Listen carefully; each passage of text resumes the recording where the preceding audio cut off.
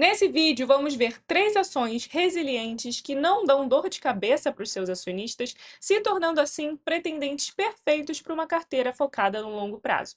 Mas lembrando que o intuito do vídeo não é dizer se essas ações estão caras ou baratas, ou se elas têm potencial de alta valorização, se elas vão explodir, porque convenhamos, se eu soubesse as promessas do mercado, eu já estaria rica. E o que importa para a gente nesse vídeo são pontos palpáveis, a gente analisar se de fato são empresas sólidas, que apresentam bons resultados, se possuem uma boa saúde financeira.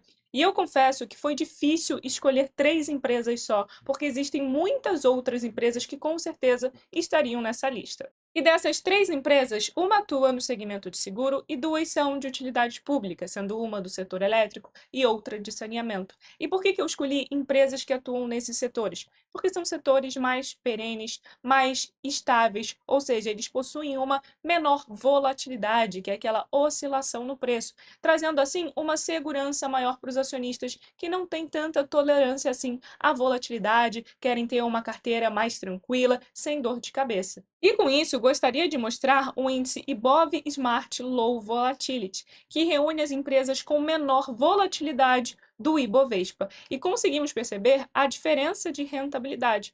O índice apresenta uma performance de 1.966% frente a 1.000% do Ibov, frente a 903% do CDI.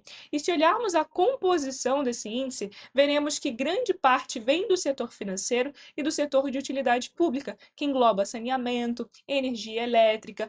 Justamente por isso que eu escolhi empresas desses setores para fazer esse top 3. E a primeira empresa vai ser a elétrica conhecida como ENGIE, que chegou no Brasil lá em 1996 e desde então apresenta excelentes resultados. Eu acredito que você já tem ideia, mas quando falamos de empresas do setor elétrico, nós temos uma subdivisão, porque temos empresas que atuam predominantemente no setor de distribuição ou de transmissão ou até mesmo de geração de energia. No caso da ENGIE, a sua receita vem predominantemente de geração de energia, sendo 80,7%. Já a parte de transmissão representa 13,4% da receita da empresa, ou seja, ela não trabalha com distribuição. E quando falamos de diversificação de carteira, é importante olharmos esses pontos, porque muitas pessoas, por exemplo, têm 3 elétricas, mas se formos olhar, essas 3 elétricas são de transmissão. Você não está 100% diversificado nesse setor. Falando por mim, a minha meta na minha carteira é ter 3 empresas de energia, sendo uma de cada setor de atuação. Uma de geração, uma de transmissão e outra de distribuição. Isso garante a gente também uma maior diversificação. E apesar de representar ainda um percentual muito pequeno da sua receita, a empresa também já trabalha com painéis solares. E além disso, ela é uma geradora de energia elétrica 100% renovável. Ela trabalha com fontes de energia hídrica, solar, eólica, biomassa e vem investindo cada vez mais para diversificar esse campo de atuação. E falando de uma visão de longo prazo, na minha concepção, isso é muito importante, porque essa é a tendência do mercado. Focar cada vez mais em fontes de energia limpa. Só que vamos ver agora números, porque é isso que também importa na hora de se analisar uma empresa. E para isso, vamos dar uma olhada em alguns indicadores. Alguns deles eu até já mencionei aqui no canal, mas acho muito importante frisar novamente. O primeiro deles é o famoso ROI, que significa Return on Equity. E apesar de ser uma sigla em inglês, é muito fácil de se entender. Esse indicador, em percentual, mostra o quanto a empresa consegue rentabilizar, consegue gerar de valor com base nos recursos que ela tem, ou seja, com base no seu patrimônio. Nesse caso da Engie, ela consegue rentabilizar os acionistas em 39,50%. Inclusive, muitas pessoas acabam comparando o ROI com a taxa livre de risco, lembrando que nenhuma análise é feita, numa empresa olhando apenas um indicador, mas alguns investidores gostam de comparar o ROI com, por exemplo, se você investisse hoje na renda fixa, qual retorno você esperaria? Bom, no mínimo 10,50% ao ano, que é a nossa taxa Selic. Então, quando você investe numa empresa onde você assume mais riscos, esse retorno deveria ser, no mínimo, a taxa livre de de risco. Só que se você corre mais risco, você quer receber mais. No caso da Engie, esse retorno hoje é de 39,50%. Conseguimos perceber que ela melhorou e muito esse indicador desde 2021, que estava na casa de 19,74%. Então, uma empresa que vem melhorando o seu ROI, temos um outro indicador, que é o ROIC, que também mede o quanto a empresa consegue rentabilizar, só que ele leva em consideração as suas dívidas. Por quê? Toda empresa contrai dívidas. No caso do ROI, ele não considera, porque ele divide o lucro da empresa sobre o seu patrimônio líquido. E o patrimônio líquido da empresa é ativo menos passivo. Tudo que ela tem de bens menos as suas dívidas e obrigações. Então, esse retorno aqui não considera o capital de terceiros, a dívida que a empresa tem. Já o ROIC considera o retorno sobre todo o dinheiro investido, tanto o capital próprio quanto o capital de terceiro, vindo de dívidas. E conseguimos perceber que o ROIC da Engie hoje está na casa de 19%, um ROIC que vem se mantendo aqui nessa faixa desde 2016. Oscila entre 19, 16, depois volta para casa dos 19, 16. Então, esse é o ROIC da empresa hoje, um ROIC bem interessante. O próximo indicador, que também é bem legal de olharmos, é a famosa margem líquida, que também é muito simples de se entender. O quanto a empresa consegue gerar de lucro com a sua receita. Nesse exemplo, a Engie consegue gerar de lucro R$ 41 a cada R$ 100 que ela tem de receita. Um indicador muito bom, até porque um outro ponto também que eu acho válido frisar: cada segmento, cada setor vai ter indicadores característicos. Exemplo, o setor de varejo, de natureza, já tem uma margem líquida menor, é a natureza desse setor. E conseguimos perceber que também tivemos um crescimento bem exponencial da margem líquida da empresa desde 2021. Hoje ela está em um dos seus maiores patamares se olharmos desde 2010, o que representa mais uma vez uma bela gestão da empresa. E é isso que importa para a gente no longo prazo. Queremos empresas que estão ali constantes, sempre melhorando a sua gestão, buscando melhorar os seus resultados. Muitas vezes a gente não enxerga o crescimento do lucro, mas a gente enxerga melhoras na margem, ou seja, a empresa ela está se tornando mais eficiente. Um outro indicador que também é bem positivo para a Engie: dívida líquida dividido sobre o EBITDA. A dívida líquida nada mais é do que a dívida bruta da empresa, a dívida total, menos o que ela tem em caixa. Se esse número for negativo, significa que a empresa tem mais dinheiro em caixa do que em dívida, ou seja, ela conseguiria arcar facilmente com todas essas dívidas e ainda assim sobraria dinheiro. Então, quando a gente pega a divisão da dívida líquida sobre o EBITDA basicamente mostra para a gente o lucro operacional, o quanto a empresa consegue gerar de lucro através das suas operações. Se dividirmos, então, a dívida que ela tem pelo quanto ela consegue gerar de lucro com as suas operações, o resultado dessa operação mostra para a gente quantos anos a empresa conseguiria pagar as suas dívidas com base no seu lucro operacional.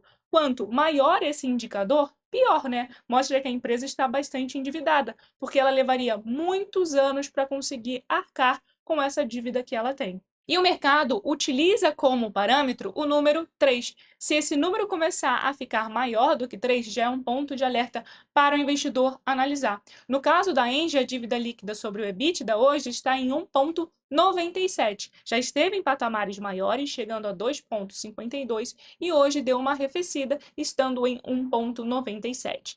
Mas lembrando também que empresas do setor de energia é muito característico elas contraírem dívidas, então, por natureza, elas acabam tendo esse indicador um pouco mais elevado. E descendo um pouco e olhando o histórico de dividendos da empresa, conseguimos perceber que ela vem aumentando a sua distribuição. Em 2022 distribuiu R$ 2,99 por ação, dando um dividend yield de 7,89. Ano passado ela teve um dividend yield em 6,4%, distribuindo R$ 2,90 por ação, e esse ano ela já distribuiu R$ 2,36 em dividendos. Além disso, é uma empresa que possui 100% de tag along. Também já mostrei para vocês a importância de se olhar se a empresa tem ou não tag along, se ela oferece 100%, porque isso é uma proteção a nós acionistas minoritários. Então, caso o controlador, o acionista majoritário da empresa, venda a sua participação, se a empresa tem um tag along de 100%, os acionistas minoritários também conseguem se desfazer das suas ações pelo mesmo preço que o controlador. Se esse indicador fosse 80%, significa que os minoritários conseguiriam receber apenas 80% do valor recebido pelo majoritário. Então, sim, isso é uma proteção aos acionistas minoritários. Então, também sempre fique de olho ao tag along. E temos aqui, de forma bem visual, o crescimento do lucro da empresa e também o crescimento em verde da distribuição de proventos. Se olharmos, por exemplo, a receita, conseguiríamos perceber que a receita diminuiu desde janeiro de 2022, só que o lucro aumentou. Como isso é possível? Melhorando a eficiência da empresa, melhorando as suas margens. Isso mostra para a gente uma boa gestão. E para finalizarmos, vamos olhar a rentabilidade da Engie nos últimos 26 anos, porque eu sei que muitos investidores se interessam em saber como foi a performance da empresa nos últimos anos. Conseguimos perceber que a Engie apresentou um resultado de 4.535%, frente a 2.295% do CDI e 1.310% do Ibovespa. E 4.535% representaria, em média, quantos por cento ao ano? É só a gente fazer a seguinte conta: 1 mais 4.535% elevado a 1 sobre 26, que são 26 anos, e diminuirmos de 1. O retorno anualizado médio da Engie nos últimos 26 anos foi de 15,90%. Significa que a empresa se valorizou todo o ano linearmente 15,90%?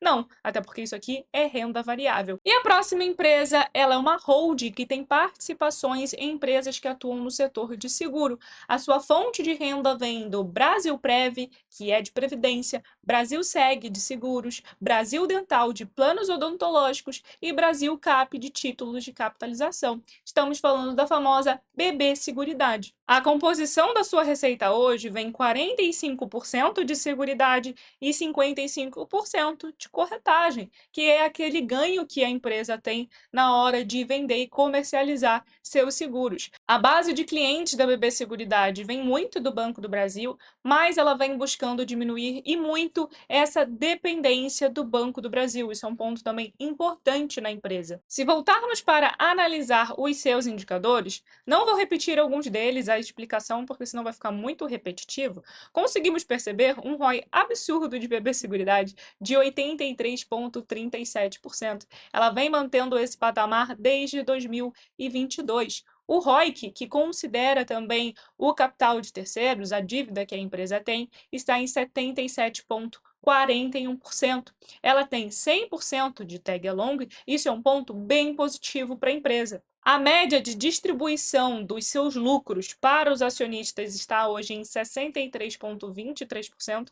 Isso que é o payout, é o quanto a empresa distribui dos seus lucros para os seus acionistas. Justamente por isso que BB Seguridade vem sendo uma das empresas mais buscadas pelos investidores quando falamos de dividendos. Se olharmos também o histórico de lucro da empresa, conseguimos perceber que desde 2021 ela vem tendo um aumento crescente do seu lucro, só que tem um ponto que pode impactar a BB Seguridade, que é a queda da nossa taxa Selic. Por quê? A seguradora, ela sempre está recebendo aqueles prêmios, só que o que ela faz com esse dinheiro? Ela tem que deixar ele rendendo, e ela deixa ele rendendo em renda fixa. Então, quando nós temos um aumento da taxa Selic, isso contribui no resultado financeiro da empresa. Quando a taxa Selic cai, isso também acaba impactando, então é normal a gente ter uma diminuição da sua receita. E olhando a sua rentabilidade nos últimos 11 anos, também é uma empresa que venceu tanto o CDI quanto o Ibovespa. A rentabilidade de BB Seguridade ficou em 370,97%, frente a 173% do CDI e 146% do Ibov. Vamos fazer aquele mesmo processo que fizemos com a Engie. Se pegarmos 370,97%, é só a gente fazer essa substituição aqui. Só que no caso não estamos falando de 26 anos, mas sim de 11 anos. Daria também um retorno anualizado médio de 15,13%, mais uma vez considerando tanto a valorização da ação quanto o reinvestimento dos dividendos. E vamos para a última empresa, que é a de saneamento, e estamos falando de Sanepar, a empresa de saneamento do Paraná. Se olharmos o seu ROI, o ROI hoje da empresa está em 14,90%. Como eu havia mencionado, muitos investidores costumam comparar com a taxa livre de risco do país, que está em 10,50%. Então, ela está rentabilizando mais do que a própria renda fixa, considerando um investimento ali que renda 100% do CDI, que estaria hoje rendendo 10,50% ao ano. Mas temos que ver que é uma empresa perene, num setor muito estável, então é um ROI completamente aceitável para o setor que ela atua, está em 14,90%. Se olharmos aquele indicador de endividamento, dívida líquida sobre o EBITDA, também está completamente sob controle, em 1,69, a gente consegue perceber que essa é a faixa da empresa, teve um momento que chegou a aumentar um pouquinho em 1,74, mas está se mantendo nessa média, então o endividamento hoje da empresa não é uma questão preocupante, também é uma empresa que possui 100% de tag along, a sua margem líquida, que é aquele indicador de quanto a empresa consegue gerar de lucro a partir da sua receita, está num patamar também interessante de 22,76%, ou seja, a cada R$ 100 que a empresa tem de receita, ela consegue transformar em lucro 22,76 centavos. Descendo um pouquinho, conseguimos perceber que a empresa apresenta lucros consistentes nos últimos 10 anos, apresenta um indicador de endividamento completamente controlado nos últimos 5 anos e possui 100% de tag along. Se olharmos o histórico de lucro da empresa, também conseguimos perceber uma empresa que apresenta um lucro crescente desde 2015. Então não podemos negar que é uma empresa muito bem gerida, mais uma empresa para não dar dor de cabeça para os acionistas. E se olharmos a rentabilidade de Sanepar nos últimos 22 anos, veremos também que ela é mais uma empresa que venceu o CDI e o Ibovespa, tendo uma performance de 3.827%, frente a 1.029% do CDI e 983% do Ibovespa. Se mais uma vez a gente utilizar esse cálculo, pegarmos os 3.922% que a empresa teve de rentabilidade nos últimos 22 anos, temos um retorno anualizado de Sanepar de 18,28% nos últimos 22 anos. Um retorno bem expressivo de uma empresa num segmento perene, aquele segmento que sempre vai ter demanda, tem uma maior estabilidade. Eu busquei separar empresas que sejam estáveis, apresentam bons resultados financeiros, uma boa saúde financeira, num setor mais seguro para os investidores, que é o setor de utilidade pública, saneamento, energia elétrica, seguros. E se você se interessou por alguma dessas empresas, não deixe de fazer a sua própria análise para ver se faz sentido para a sua estratégia e para a sua carteira de investimentos, porque sim, cada investidor possui a sua própria estratégia. Então sempre faça a sua própria análise e tome a sua própria decisão antes de sair comprando qualquer ação só porque você viu alguma pessoa falando.